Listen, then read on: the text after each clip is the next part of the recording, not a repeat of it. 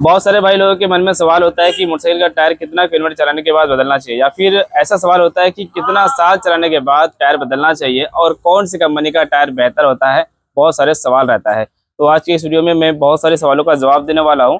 ये है हीरो की स्प्लेंडर प्लस बाइक, और ये बाइक मेरी तकरीबन 31,000 से ज़्यादा चल चुकी है और बाइक को लेने से करीब 5 साल हो गया है। तो मैंने इस बाइक का पीछे वाला टायर एक बार चेंज कर दिया है और आगे वाला टायर अभी भी बाकी है। तो अभी मुझे इस बाइक में दोनों टायर रिप्लेसमेंट करना है, लेकिन बाकी है आपके सवाल का जवाब देना चाहता हूँ कि कौन सी कंपनी का टायर हमें लगाना चाहिए। देखिए, अभी जितने भी बाइक में टायर आती है ना, तो वो सभी ज़्यादातर ट्यूबलेस टायर आती है, और ट्यूबलेस टायर का कोई लिमिट नहीं रहा, कोई टाइम टेबल नहीं रहा, कोई किलोमीटर नहीं रहा।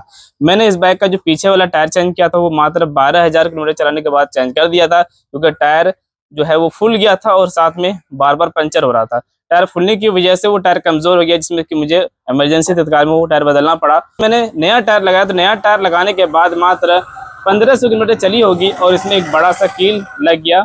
बड़ा सा ऐसा कील लगा जिसमें कि वो पंचर बनने के भी कगार में नहीं था, और मुझे इसमें ट्यूब लगाना पड़ा। ट्यूब लगा के मैंने तकरीबन इस टायर को 2 साल तक चलाया। तो इसीलिए मैं कहता हूँ कि टायर का कोई टाइम टेबल नहीं, कोई किलोमीटर नहीं है, क्योंकि अभी सभी बाइक में ज़्यादातर ट्यूबलेस टायर आने लगी है। आपकी बाइक अच्छी चल रही है, ज़्यादातर पंचर नहीं हुआ ट्यूबलेस टायर, तो आप 50,000 किलोमीटर चला सकते हैं। नहीं तो आपको 10,000 किलोमीटर में भी बदलना पड़ जाएगा अगर आपको अगर आपके टायर में ज़्यादा पंचर हो गया ट्यूबलेस वाला, तो नहीं तो आप ट्यूब लगा के चला सकते हैं। अब बात आती है कि कौन से ब्रांड का टायर लगाना चाहिए।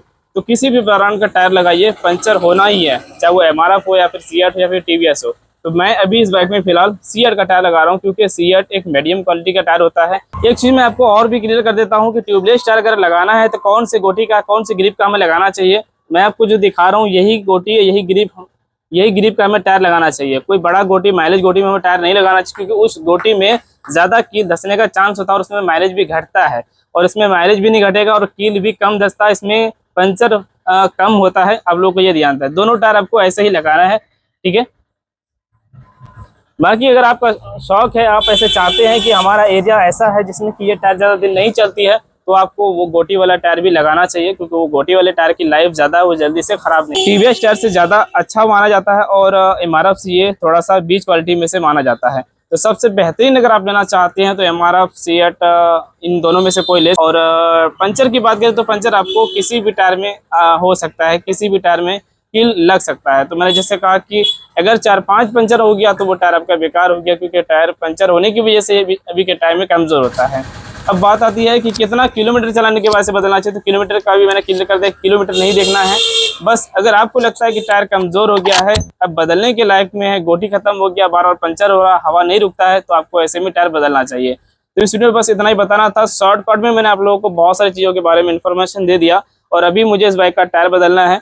और मैं आपको अब टायर दिखाता हूँ कि टायर अभी किस कंडीशन में है। ये जैसे कि आप देख सकते हैं कि टायर का गोटी अभी भी बाकी है। अगर यहाँ पे ट्यूब टायर होता तो इस टायर को हम अच्छे तरीके से चला सकते थे, लेकिन ये ट्यूबलेस टायर है। तो दरअसल होता क्या कि ट्यूबलेस टायर में अगर हम ट्यूब लगाते हैं तो पंचर होने के बाद हमें टायर खुलवाना पड़ता है, और इससे में हमारा टाइम काफ़ी ज़्यादा वेस्ट होता है। तो हमें ऐसे हालात में ट्यूबलेस टायर ही लगाना चाहिए, लेकिन ये एक मजबूरी होता है कि चलो अभी टायर अच्छा है तो मैं ट्यूब लगा के चला सकता हूँ।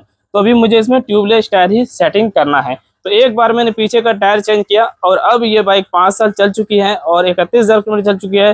तो अभी हमें अगला टायर भी चेंज करना पड़ेगा, क्योंकि आगे का टायर जो आप देख रहे हैं यहाँ पे मैं दिखा देता हूँ कि कहीं पर गड्ढा है, कहीं पर फुला हुआ है। ये देखो यहाँ पे ये फुला हुआ है, मैं जो ये दबा रहा हूँ हल्का ऐसे दब रहा है, और यहाँ पे देखो अंदर है।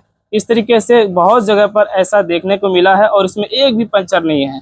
आगे का टायर जल्दी पंचर नहीं होता है, पीछे का टायर जल्दी पंचर होता है, जिसमें कि आप अगर अपनी बाइक को चलाएंगे तो आगे की टायर एक बार और पीछे की टायर आप 2 बार चेंज करेंगे। ये नियम है हर बाइक का। यहाँ पर भी देख सकते हो ये फुला हुआ है। तो आगे का टायर एक भी बार पंचर नहीं हुआ, लेकिन मुझे बदलना है, क्योंकि ये बाइक चलाने में ठीक नहीं लगती है। हमें ऐसे वैबलिंग टाइप का मिलता है, ऐसे वैबलिंग वाइब्रेट करता है, जिसमें कि बाइक चलाने में बिल्कुल भी अच्छा नहीं लगता। ऐसा लगता है जैसे कि पंचर हो गया हो। तो दोस्तों ये थी वीडियो आज की टायर के विषय में। कैसा लगा जरूर बताना, पसंद आया लाइक करना, इस वीडियो देखने के लिए फॉलो कर लेना, सब्सक्राइब कर लेना।